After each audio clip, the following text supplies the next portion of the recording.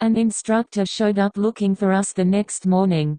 They are assigned to check in on us at 8 am every morning, to make sure we're in our cabins, or around camp. When she saw me and Oikoa sleeping together, she looked a little shocked. I had just woken up, but Oikoa was still asleep. I gave her a little smile before she had a chance to speak. "What's going on here?" she asked quietly, knowing Oikoa hadn't yet woken. He fell asleep, and I didn't want to wake him, so I just dozed off along with him. I explain, with a little chuckle. "I was worried when I didn't see you guys around camp or in your cabin." "Yeah, sorry about that," I say, giving an apologetic look. "We'll be going on a tour at 12 p.m. sharp. When he wakes, make sure to tell him, okay?" I nod my head a couple times. "Got it."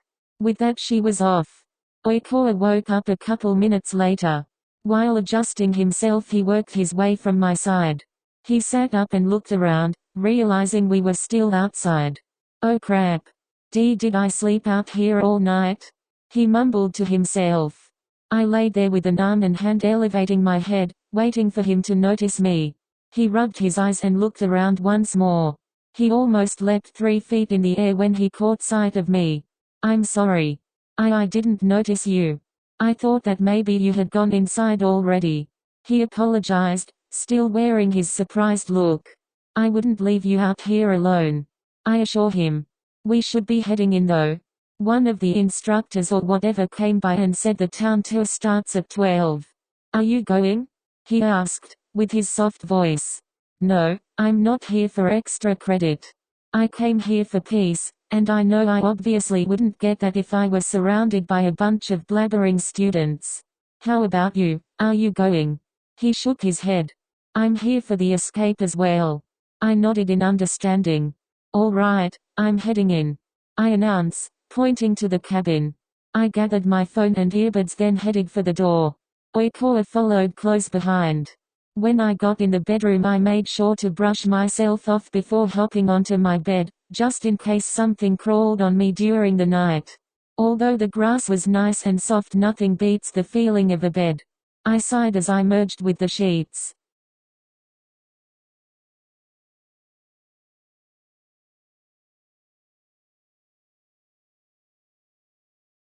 For some reason I was comfortable throughout the whole night. I didn't wake up in cold sweat like I often do. I glanced around a bit, before noticing where I was. "Oh crap. Did I sleep out here all night?" I rubbed my tired eyes and continued looking around, scanning the area. I guess Iwaizumi went in ALR. I was suddenly startled by the sight of Iwaizumi still present at my side. "I'm sorry. I didn't notice you. I thought that maybe you had gone inside already," I apologized, still in shock. "I wouldn't leave you out here alone." He spoke in a husky voice. "We should be heading in though. One of the instructors or whatever came by and said the town tour starts at 12. Are you going?" I curiously ask. "No, I'm not here for extra credit. I came here for peace, and I know I obviously wouldn't get that if I were surrounded by a bunch of blabbering students. How about you, are you going?" I simply shook my head. "I'm here for the escape as well," I reply. He nodded a couple times. "All right, I'm heading in," he announced, pointing to the cabin before gathering his phone and earbuds. I followed close behind as he headed for the door. When we got in the bedroom, I sat on my bed and pulled out a book from my bag. Iwaizumi just relaxed in his bed. It was like that until both our stomachs growled, almost simultaneously. I peeked up from my book, feeling a little embarrassed. I forgot I was even hungry.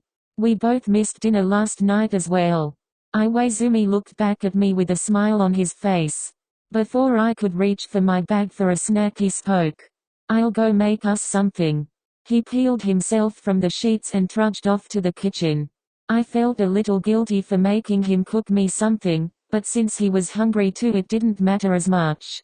I went back to my book and read a few more pages before deciding to check on Iwaizumi. I heard a lot of clicking and clunking coming from the kitchen, so it got me curious. I put my shoes on and held the book at my waist as I headed into the kitchen. Iwaizumi had scrambled eggs on the fire and a few slices of toast on a plate. He gave me a half smile, noticing me as I entered the kitchen. I sat down at the table in the corner of the room and watched as he cooked. He seemed to know his way around the kitchen. Color me impressed. I never thought a jock like him would know how to cook. Though I have no right to judge, seeing as how I can't even make eggs. I rely on store-cooked meals. I'm afraid if my father ever caught me cooking, he'd replace the pan on the burner with my head. A while later I pulled out my book and continued where I left off, making me lose sight of Iwaizumi. I heard a plate being placed in front of me, and lowered my book. "Breakfast is ready, bookworm," he teased, while walking over to the fridge. He pulled out a carton of orange juice and poured it into 2 glass containers. He took a seat and started eating his eggs and toast. "Thanks, Iwaizumi," I mutter, looking between him and my glass of orange juice. "Don't worry about it," he said, digging back into his food. I took a few bites of the delicious meal and was shocked by the taste.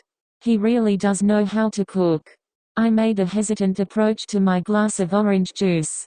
I lifted it, and slowly brought it up to my lips. The whole time Iwaizumi was watching me curiously as he cleaned his teeth with his tongue. After a lot of hesitation I finally poured the juice into my mouth. "Duh. That's good," I exclaim, surprised. "What, you've never had orange juice before?" Iwaizumi asked in a mocking tone. "I have. I just haven't had the luxury of tasting it anytime recent," I explain, looking at my glass. "Are you poor or something?" He throws another question. "It's not that," I reply, feeling sad and uncomfortable thinking about the reason. "My family obviously. I mean, I could buy it on my own, but it doesn't seem like a necessity to me. And I'm trying to be cautious with my spending." "What is it then?" he pesters. I really didn't feel like bringing it up. I'd rather spend my morning enjoying breakfast with a handsome guy without thoughts of my parents running through my head. I decided not to respond and went back to eating my food. After a moment of silence swept the room, it was broken by Iwaizumi. "Sorry, I didn't mean to pry," he spoke, with his apology clearly written on his face. I gave him a quick half smile before finishing the last bites of breakfast. "Thanks again for breakfast," I say, heading back to the bedroom moments later. He stayed there a while, probably cleaning up the dishes. I couldn't help but feel bad that I didn't clean up behind myself. It never crossed my mind since I don't usually eat proper breakfasts.